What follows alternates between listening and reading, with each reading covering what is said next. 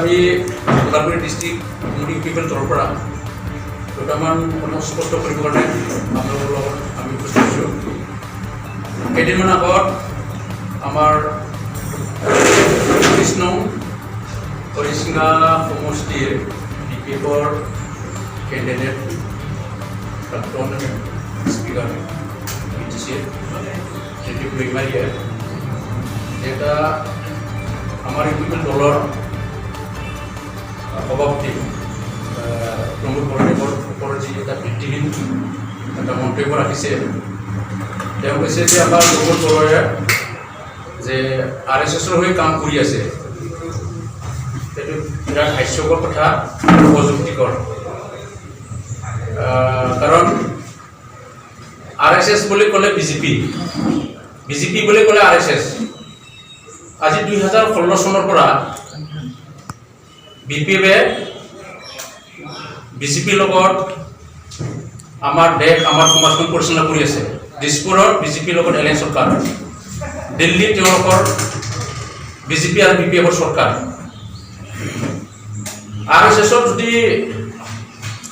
RSSৰ পানী যদি খাইছে বা RSSৰ পানী দি যদি গা ধুইছে, BPFে ধুইছে। BPFে আজিৰ দিনত RSSৰ লগত আজি 4-5 বছৰ একেলগে কাম কৰি আছে।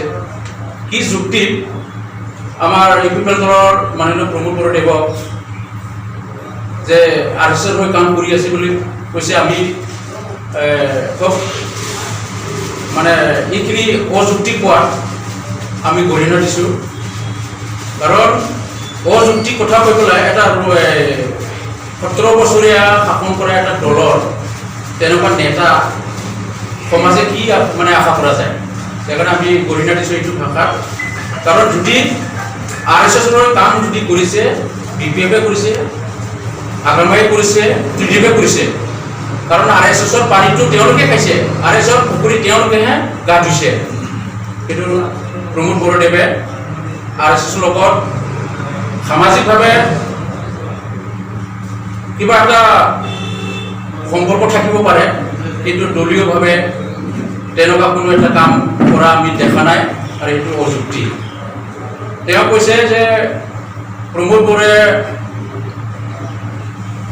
RSS লগত ধৰ্মীয় কাম কৰি আছে বুলি তেওঁ যি বুজোৱাত উত্থাপন কৰিছে, কোনটো যুক্তিত কেনেকৈ কোনটো লাইনত এই ক'ব বিচাৰিছে আমি বুজি পোৱা নাই।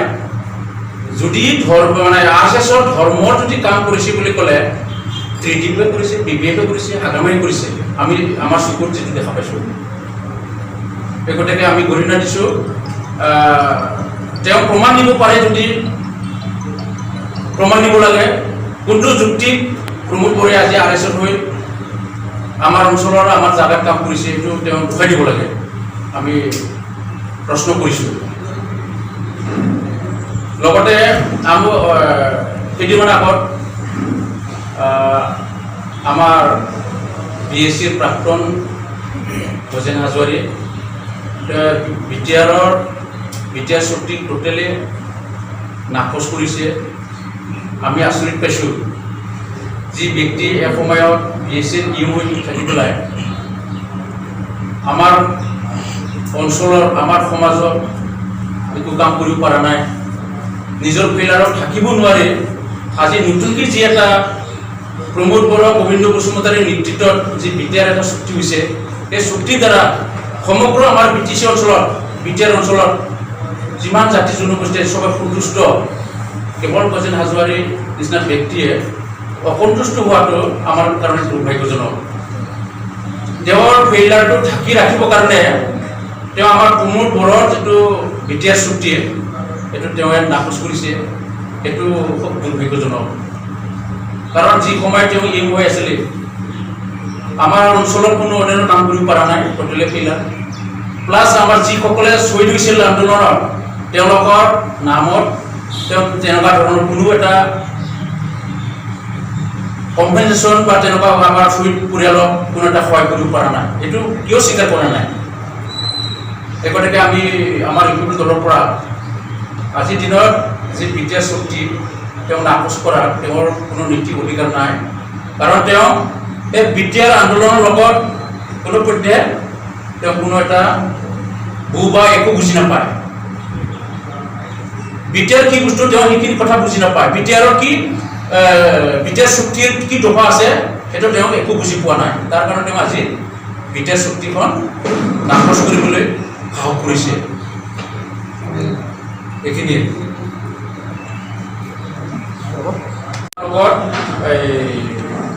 কণ্টেষ্ট কৰিব পৰা আজিৰ দিনত কোনো এটা দল নাই।